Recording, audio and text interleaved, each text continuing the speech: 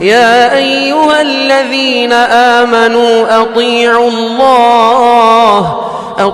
الله وأطيعوا الرسول ولا تبطلوا أعمالكم.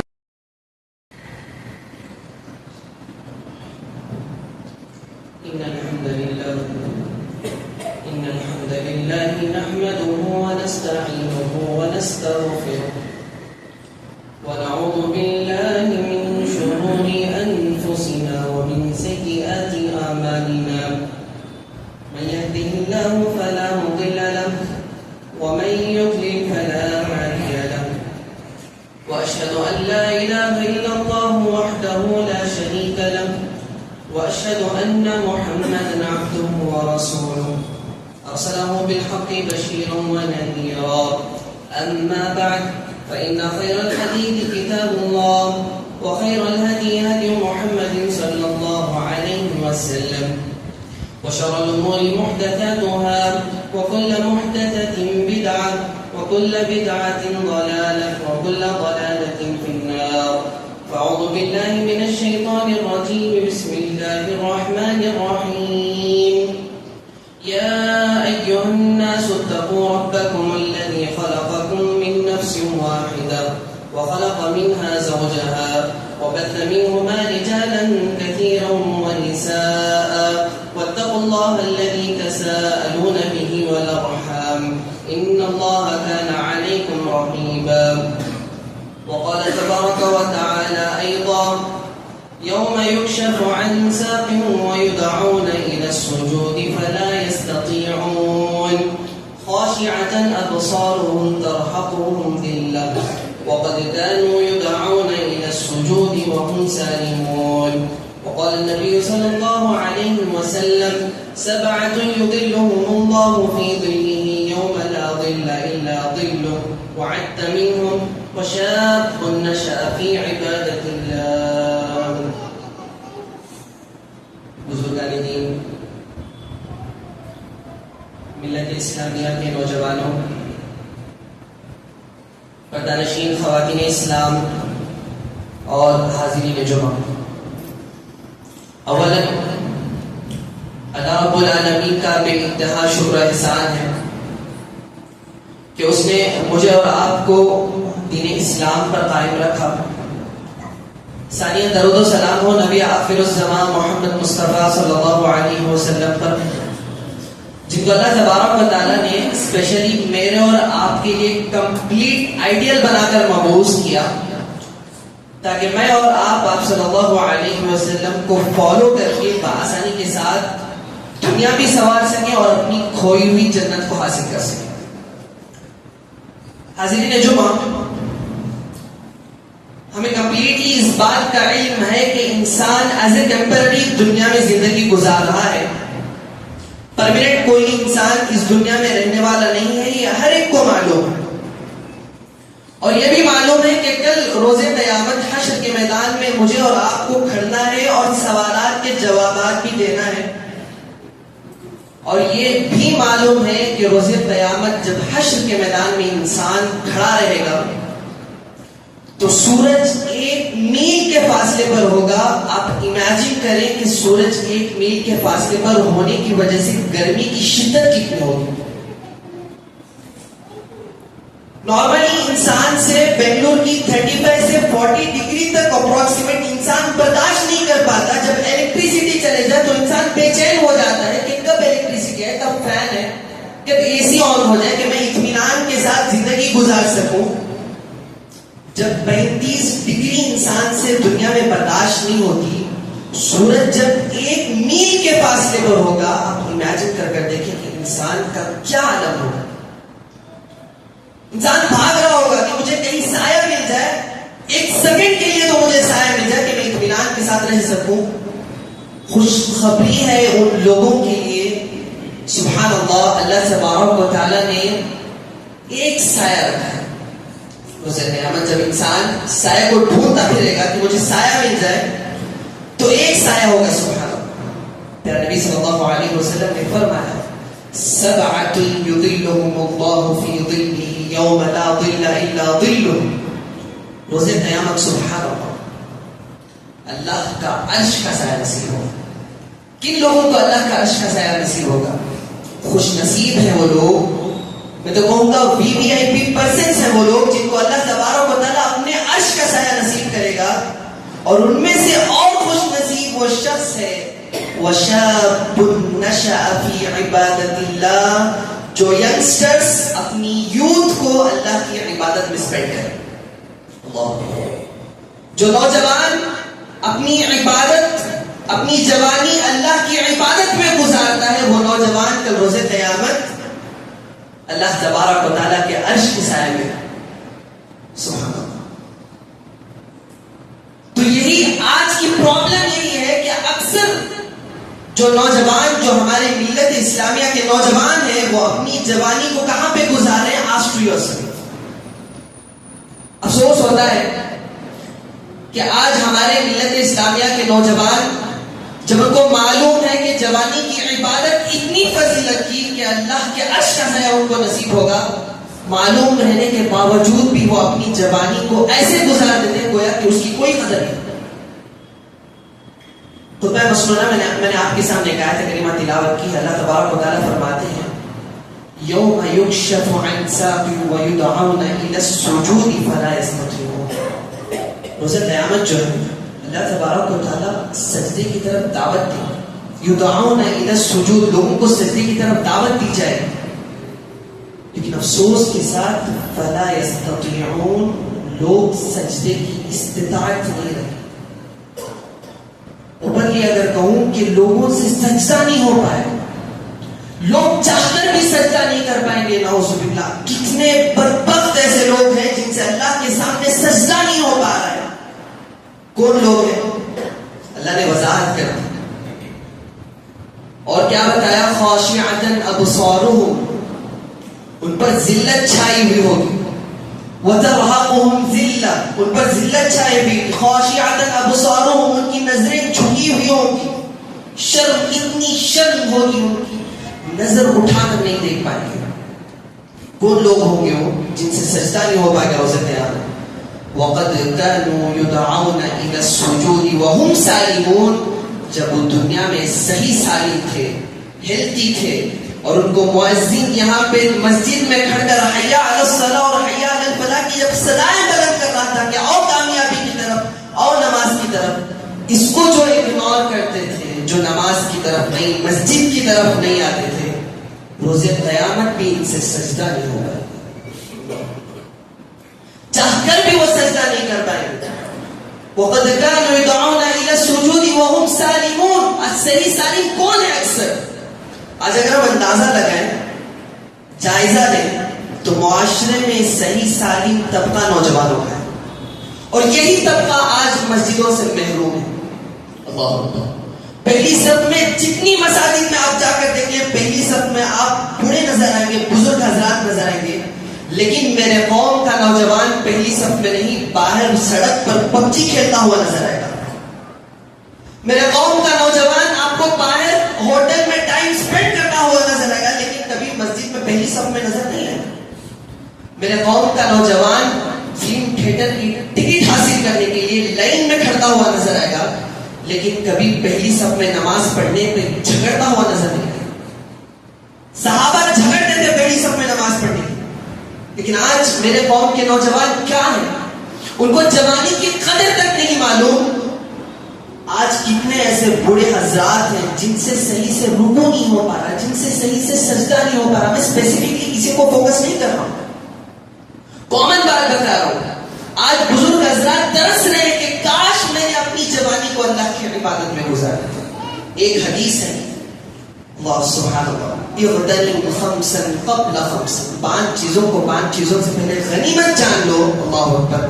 اگر یہ چیز چلی جائے گی نا تو پھر زندگی میں لوٹ کر آنے والی نہیں.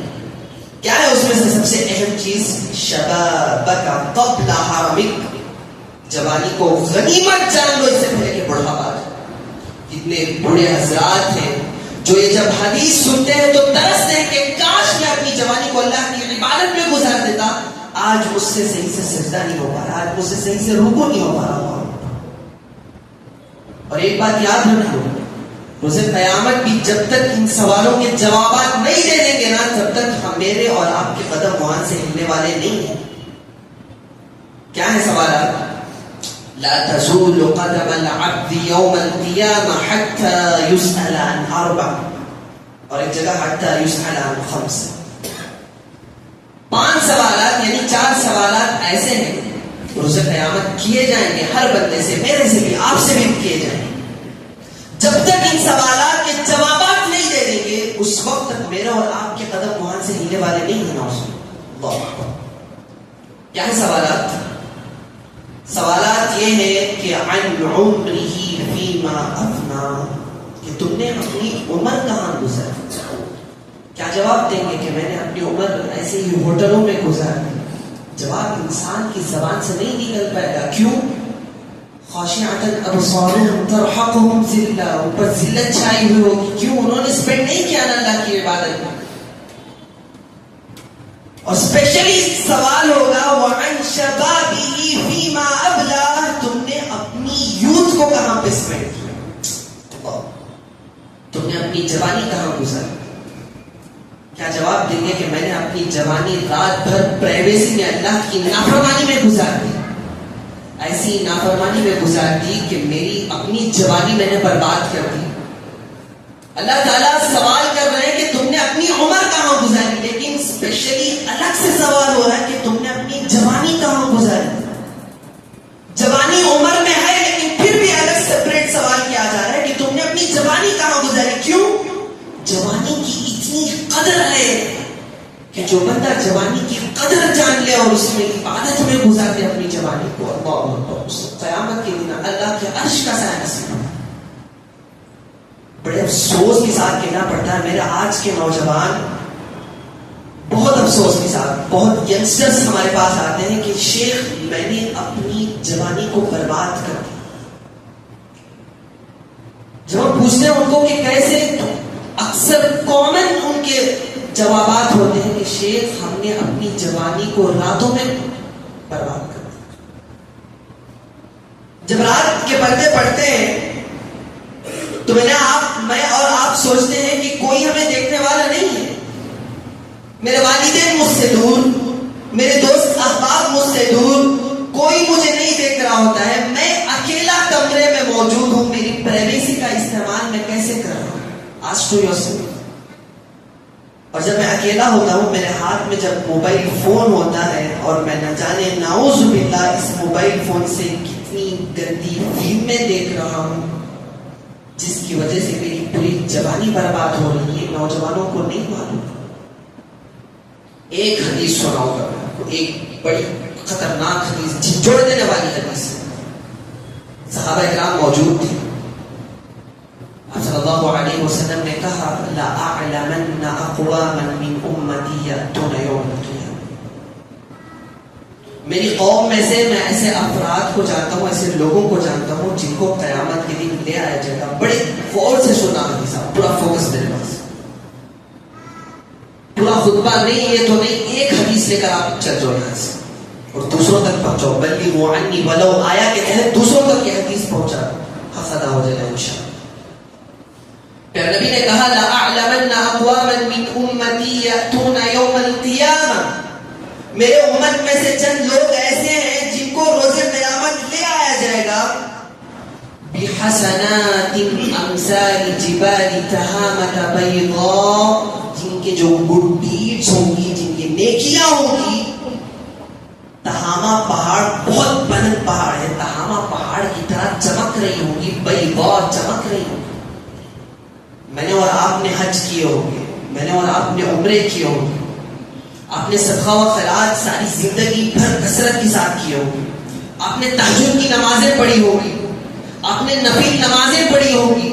اتنی نیکیاں جما کر وہ لوگ آئیں گے روز قیامت، ان کی نیکیاں چمک رہی ہوں گی، دوسرے ان کی نیکیوں کو دیکھ کر رش کریں گے کہ اتنی نیکیاں، اللہ اکبر سبحان اللہ، وہ بھی چمک رہی ہیں. پیارے نبی نے کہا فَيَجْعَلُهُ اللَّهُ عَزَّ وَجَلَّ هَبَاءً مَنْثُورًا، اللہ تعالیٰ ان کے پورے اعمال کو لیں گے، ریزہ ریزہ بنائیں گے اور ہوا میں اڑائیں گے. کوئی قدر نہیں. کوئی قدر و قیمت نہیں ایسے اعمال کی. اللہ اکبر. اتنے اعمال تہامہ پہاڑ کی طرح بلند, وہ بھی چمک رہی ہے. ایسے اعمال کی اللہ کے سامنے رتی برابر بھی قیمت نہیں. اللہ ایسے اعمال کو لے کر ہوا میں اڑا دے. صحابہ واز شاکڈ. صحابہ پریشان ہو گئے, یا اللہ کے نبی ایسے کون لوگ بدبخت لوگ ہیں جن کے اعمال کی ایک سیکنڈ بھی اللہ کے سامنے قدر نہیں. صحابہ کی فکر لگی رہتی تھی کہ اللہ کے نبی میں تو ان میں سے نہ ہو جاؤں, کہیں ہم تو ان میں سے نہ ہو جائیں. اللہ کے نبی ان کے اوصاف تو بتا دیں تاکہ ہم بچ جائیں ان لوگوں میں سے ہونے سے. کہ اللہ کے نبی صرف بھولنا نا, کہ اللہ کے نبی ان کے اوصاف بتا دیں کون لوگ ہوں گے جن کے اعمال کی رتی برابر بھی اللہ کے سامنے قدر و قیمت نہیں. اللہ کے نبی صلی اللہ علیہ وسلم نے کہا اما اخوانکم, وہ تمہارے بھائی ہوں گے. وَمِن جِلْدَتِكُمْ, وہ تمہارے جنس کے ہوں گے, وہ تمہارے سکن کلر کے ہوں گے. وَيَأْخُذُونَ مِنَ اللَّيْلِ كَمَا تَأْخُذُونَ, وہ اسی طرح تہجد کی نمازیں پڑھ رہے ہوں گے جس طرح تم تہجد کی نمازیں پڑھ رہے. کس کو مخاطب ہو کر کہہ رہے ہیں اللہ کے نبی؟ صحابہ سے.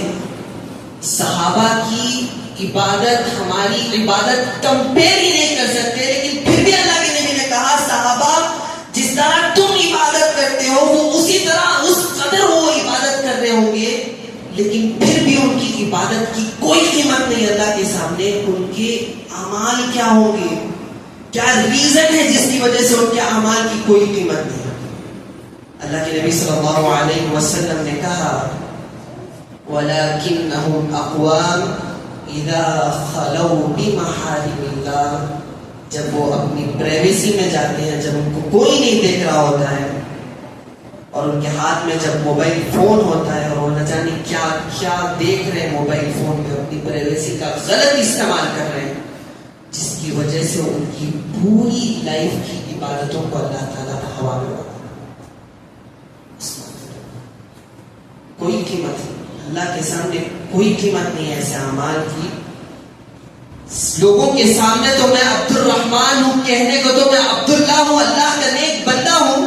لوگوں کے سامنے میں پہلی صف میں نماز پڑھ رہا ہوں, جب میں اکیلے جا رہا ہوں میری جوانی کیا ہے, میرا ایمان کہاں چلا گیا.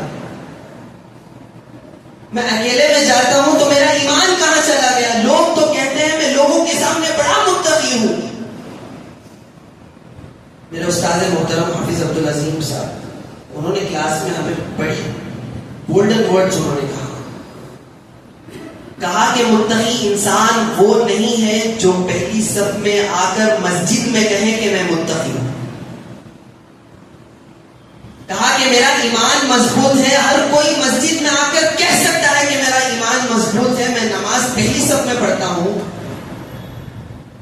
بازار میں جا کر بولو کہ میرا ایمان مضبوط ہے, بازار میں جا کر اپنی نظروں کی حفاظت کر کر بتاؤ, مان لیں گے کہ آپ کے اندر واقعی ایمان.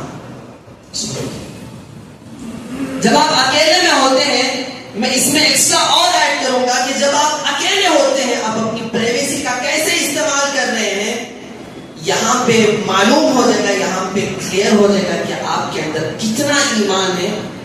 آپ لوگوں کے دکھاوے کے لیے نمازیں پڑھ رہے ہیں یا اللہ کو دکھانے کے لیے عبادت کر رہے ہیں. کوئی قیمت نہیں ہوگی اللہ کے سامنے ایسا.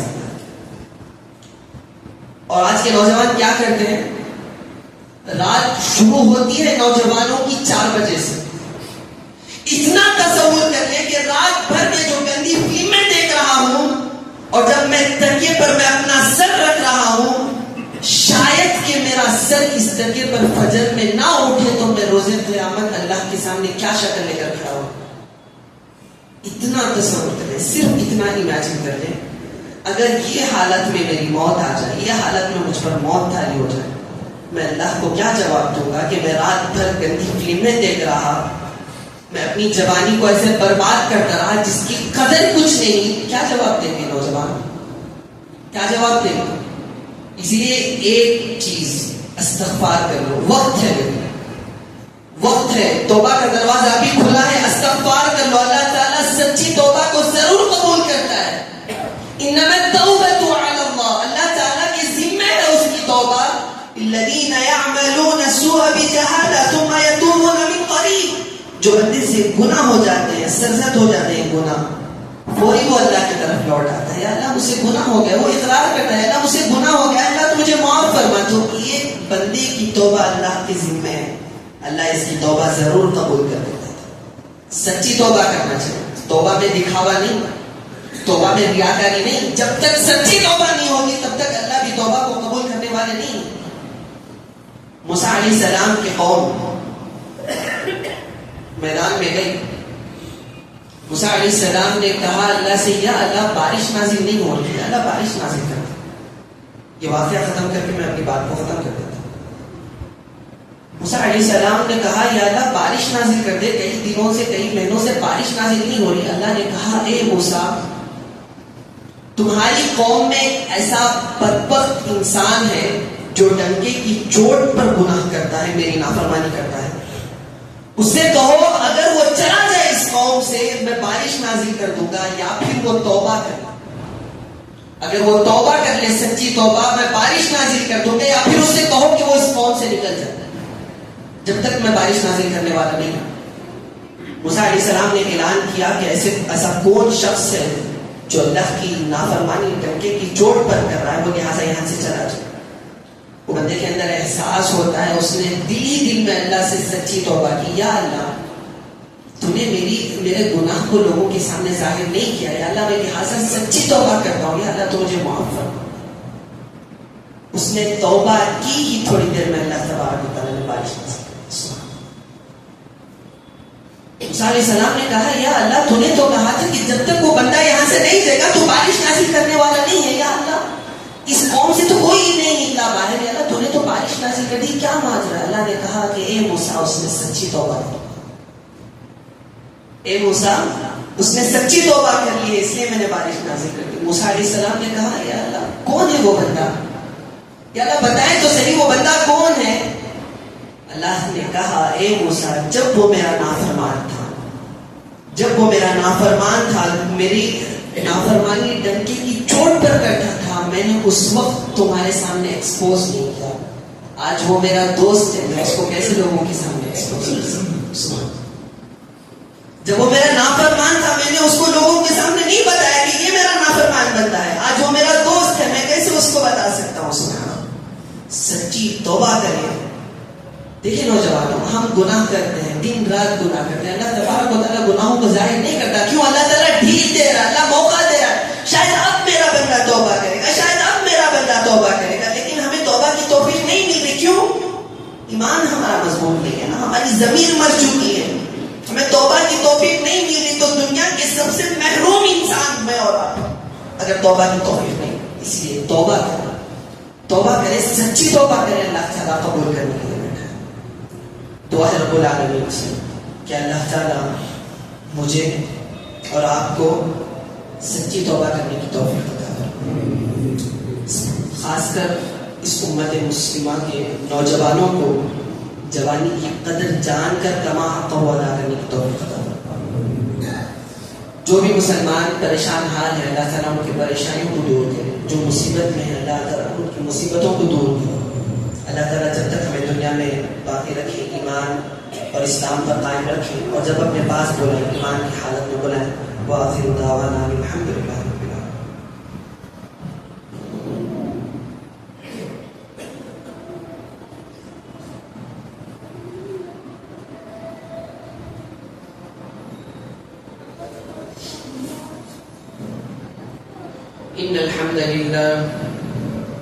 إن الحمد لله نحمده ونستعينه ونستغفره ونعوذ بالله من شرور أنفسنا ومن سيئات أعمالنا.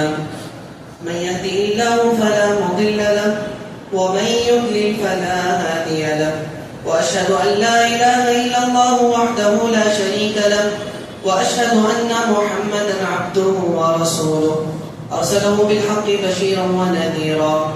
أما بعد فإن خير الحديث كتاب الله وخير الهدي هدي محمد صلى الله عليه وسلم وشر الأمور محدثاتها وكل محدثة بدعة وكل بدعة ضلالة وكل ضلالة في النار.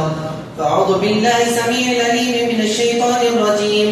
بسم الله الرحمن الرحيم إن الله وملائكته يصلون على النبي يا أيها الذين آمنوا صلوا عليه وسلموا تسليما اللهم صل على محمد وعلى آل محمد كما صليت على إبراهيم وعلى آل إبراهيم إنك حميد مجيد اللهم بارك على محمد وعلى آل محمد كما باركت على إبراهيم وعلى آل إبراهيم إنك حميد مجيد اللهم أعز الإسلام والمسلمين وأذل الشرك والمشركين ودمر أعداءك أعداء الدين اللهم انصر من نصر دين محمد صلى الله عليه وسلم واجعلنا منهم واخذل من خذل دين محمد صلى الله عليه وسلم ولا تجعلنا معهم عباد الله رحمني ورحمكم الله إن الله يأمر بالعدل والإحسان وإيتاء ذي القربى وينهى عن الفحشاء والمنكر والبغي يعظكم لعلكم تذكرون اذكروا الله يذكركم وادعوه يستجب لكم ولذكر الله أكبر والله يعلم ما